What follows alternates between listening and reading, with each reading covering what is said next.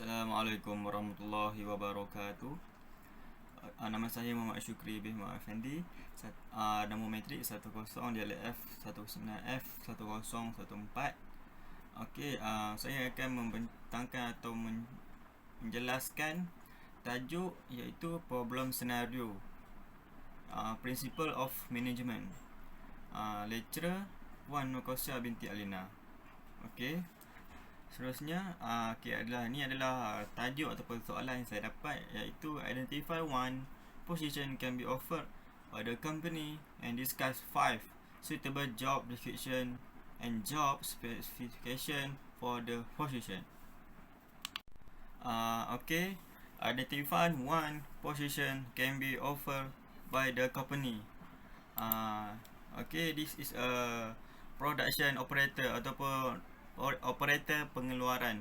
Saya memilih operator pengeluaran sebagai suggest dalam syarikat Jabir Sinar Berhad ini. Okey, mari kita tengok apa yang dimaksud dengan operator pengeluaran ini. Okey, operator pengeluaran ini adalah proses merangkumi, merancang, mengatur, memimpin dan mengawal semua aktiviti yang berkaitan dengan proses mengubah input.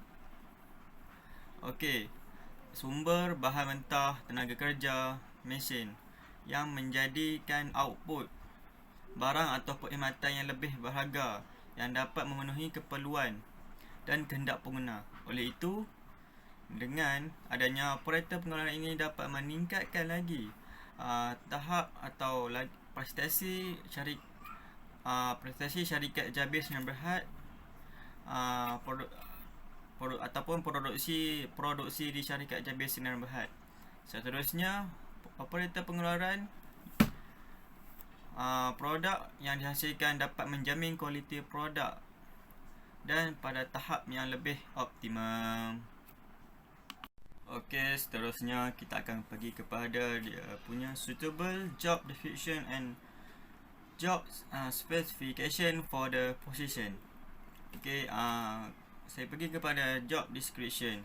Yang pertama adalah operator pengeluaran mestilah bertanggungjawab ke atas semua pengeluaran yang dikeluarkan dari segi kualiti, masa dan kuantiti barangan untuk memastikan barang itu dapat dikeluarkan dengan sempurna dan dapat menjamin tahap kualiti pengeluaran satu syarikat itu, termasuklah iaitu syarikat Jabir ini. Okey, yang kedua, job description yang kedua adalah kendalikan peralatan dengan selamat dan perkesan untuk pemprosesan pengeluaran. Bermaksud di sini adalah operator pengeluaran itu harus mengenalikan ataupun memastikan setiap pekerja yang menggunakan peralatan yang melibatkan proses pengeluaran ini adalah berkesan dan tidak berlaku kesilapan dalam mengeluarkan satu produk atau barangan oleh syarikat itu sendiri. Okey, yang ketiga adalah melakukan penyelenggaraan atau peralatan secara berkala untuk memastikan kapasiti atau kualiti pengeluaran. Bermaksud di sini adalah melakukan penyelenggaraan pada setiap bahagian peralatan yang melakukan pengeluaran itu secara mengikut berkala lah. Maksudnya mengikut jadual yang ditetapkan ataupun masa yang ditetapkan. Contohnya dalam 3 bulan sekali memeriksa bahagian peralatan itu dan kapasiti yang boleh pada setiap peralatan itu mengeluarkan dan juga kualiti pengeluaran itu dapat meningkatkan lagi proses pengeluaran dengan lebih cepat dan teratur. Okey, keempat ini adalah penting juga bagi operator pengeluaran, iaitu menyiapkan peralatan dan bekalan pengeluaran sebelum melaksanakan pesanan kerja. Iaitu operator pengeluaran haruslah ataupun hendaklah memastikan setiap peralatan yang hendak ataupun bekalan pengeluaran yang hendak dikeluarkan itu adalah disediakan lebih awal. Contohnya macam pelanggan ataupun customer yang memesan atau yang meminta barangan tu harus sudah disiapkan 2 minggu atau seminggu awal menyiapkan atau bersedia menyiapkan peralatan itu untuk diproses dan dikeluarkan. Okey, yang terakhir, yang kelima adalah memberi bantuan kepada pengendali junior dalam tanggungjawab yang diberikan. Maksudnya macam pekerja-pekerja baru yang masuk bekerja dan diberikan tugas di bawah pengeluaran ini, dan operator pengeluaran adalah bertanggungjawab memberi tunjuk ajar cara-cara kepada pekerja baru yang baru masuk, dan pekerja baru ini telah diberikan oleh pihak pengurusan ataupun operator pengeluaran itu sendiri terhadap tugasan yang hendak dibuatkan, dan operator pengeluaran ini haruslah memberi tunjuk ajar cara yang betul tentang proses-proses pengeluaran produk yang hendak dikeluarkan dan mengikut kehendak syarikat itu sendiri. Okey, ini adalah job description. Okey, kita pergi kepada job specification.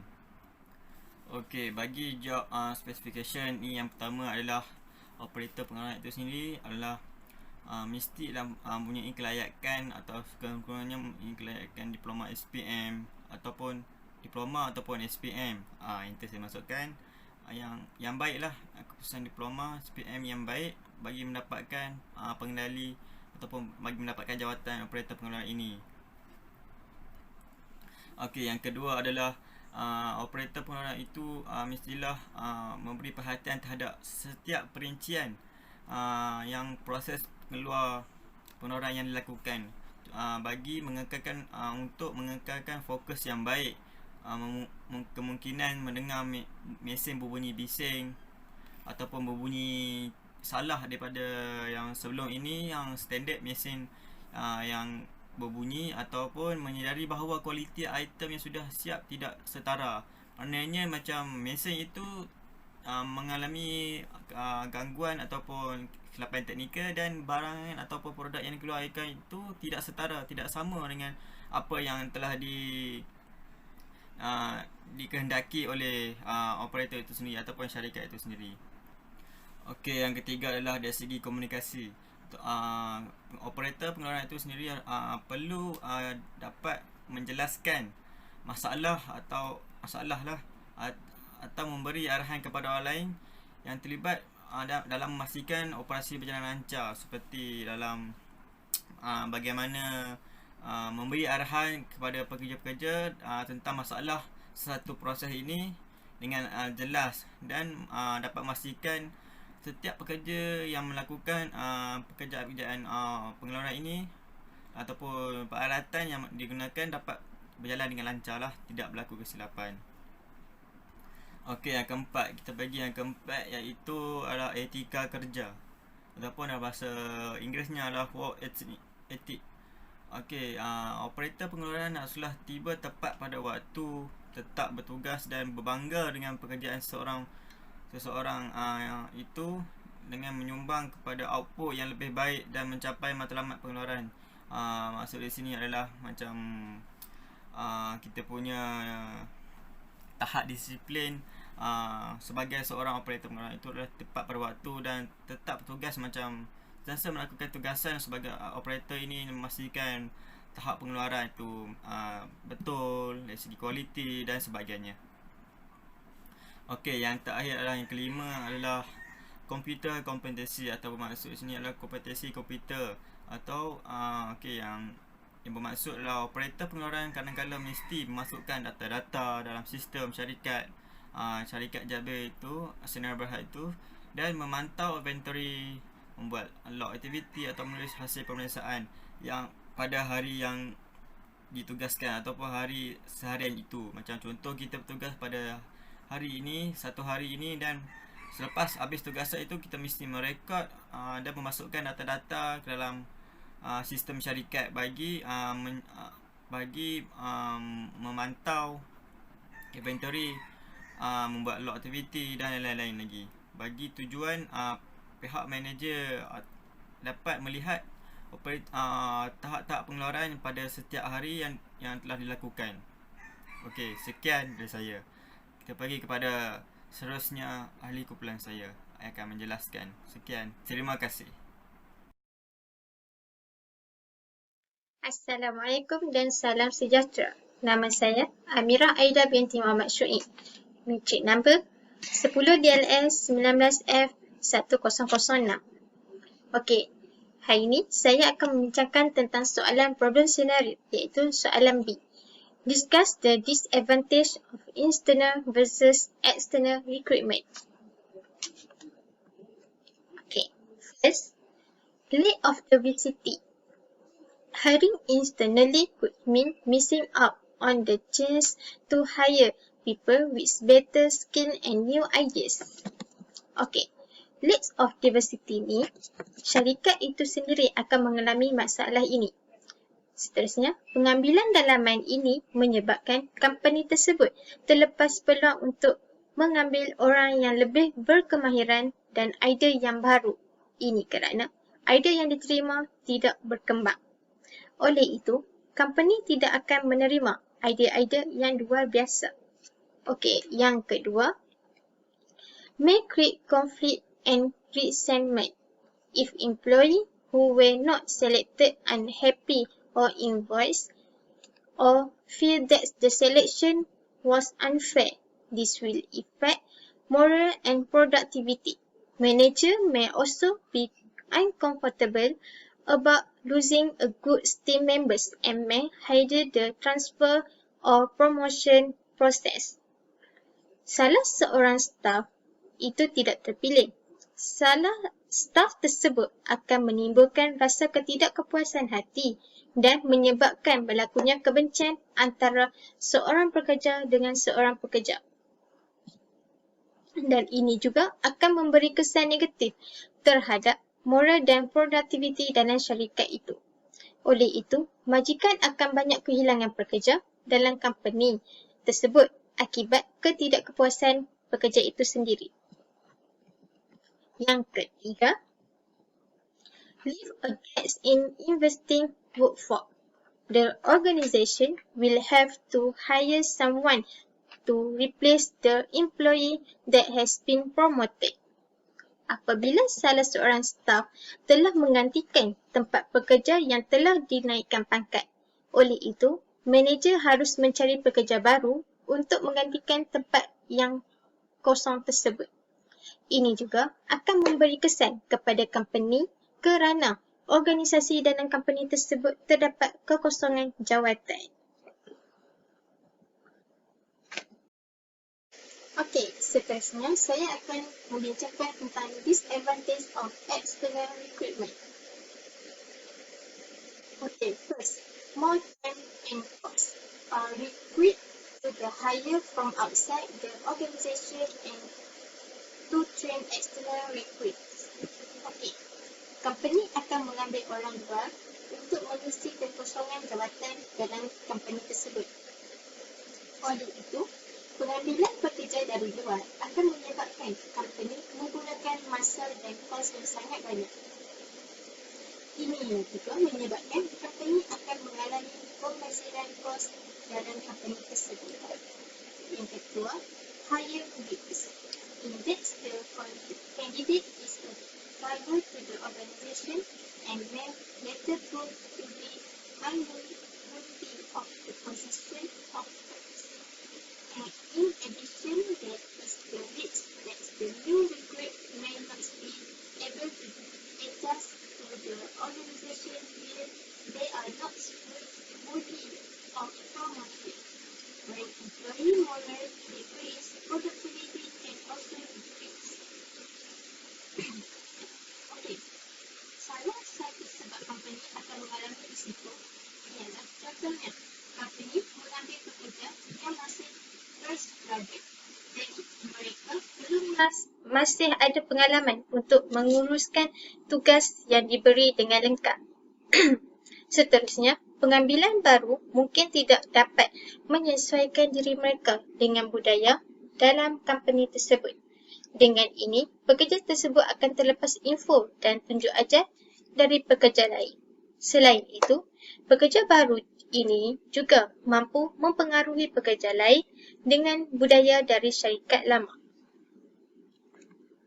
Okay, the last, damage employee morale.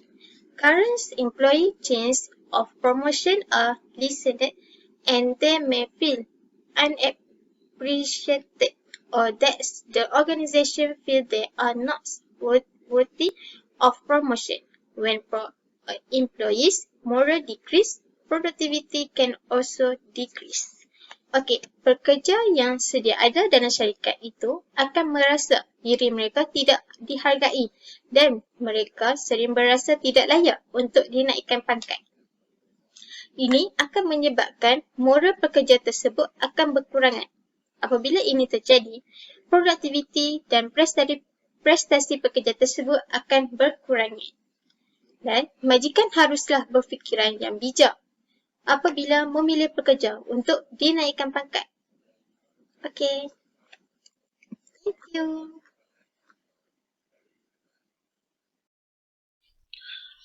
Assalamualaikum and good afternoon to my honorable lecturer and my fellow friends. My name is Amirul Amri bin Amir Siripuddin. My metric card number is 10DLS 19F1026. Today, I would like to discuss about the recruitment process that will be conducted by Ismail. In the recruitment process, there are two types of recruitment process. There is internal and external process. First, the internal recruitment. As the HR managers, Ismail must do the following step in the recruitment process.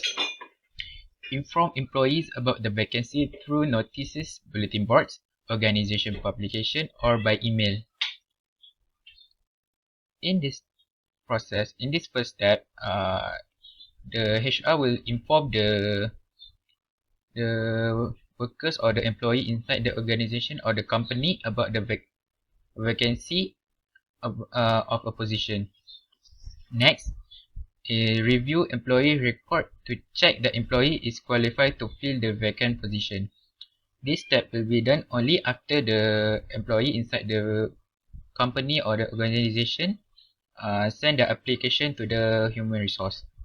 Last but not least, the last step is check the organizational chart to see the suitability of promoting the employee.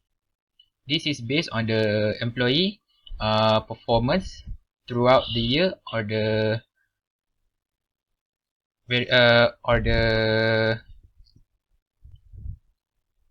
and evaluation. Advertising a position through internal channel could motivate any staff or employee who think they have a chance of getting the job to work harder to prove themselves. Next, the external recruitment process. External recruitment is the hiring people from outside the organization. This means that the organization or the human resource hire a new employee from outside the organization. Process or method of external recruitment include direct recruitment, where the organization places a notice of vacancy on notice board or the company's website with the details of the job. Advertisement in the media, newspaper, trade journals, magazines, radio, television, notice board, and the internet. This method is able to reach to a wider pool of candidates. Employment agencies, or we know as headhunters, may be used for high-level positions requiring specialized skills. Normally, the service fees charged are high and potential candidates are screened by the agency before they are interviewed by the organization.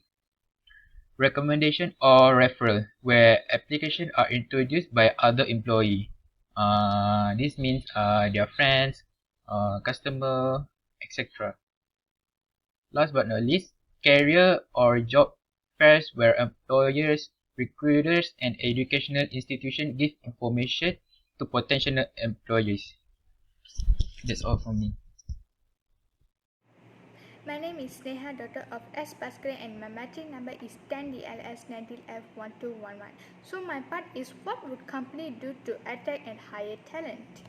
In order to prompt an organization policy to conduct an internal recruitment, the approach that Inci Ismail, who is the HR manager, can use in order to attract and hire talent is through skill and achievement tests. These tests could is to conduct of the selection process.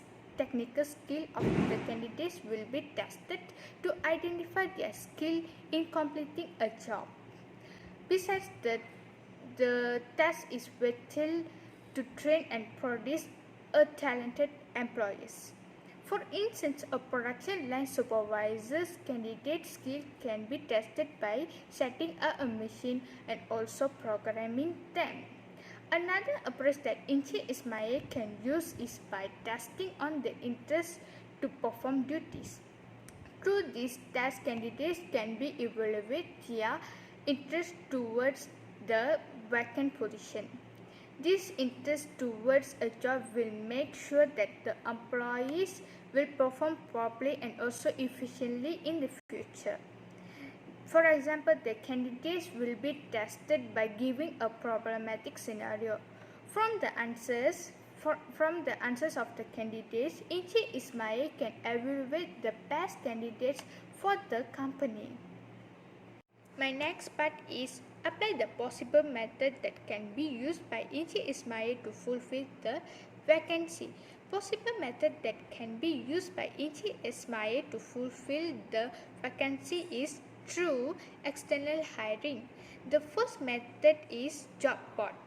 Job boards are valuable tool for recruitment and hiring manager aiming and also finding for new talent. Secondly is advertisement. Encik Ismail can fulfill the vacancy through the radio, television and also newspapers. Next is employee referrals.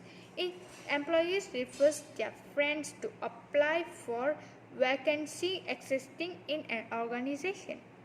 Besides social media, in this generation, many people are active in social media like Twitter, and it allows to meet potential candidates in lots of ways.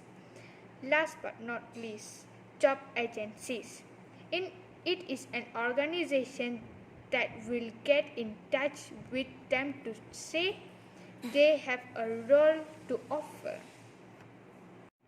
The last part is state the advantages and disadvantages of group decision making in an organization. The advantages is get more information and also provide more alternative. Let's see the disadvantages. The first disadvantages is it is very costly and also time consuming. Thank you.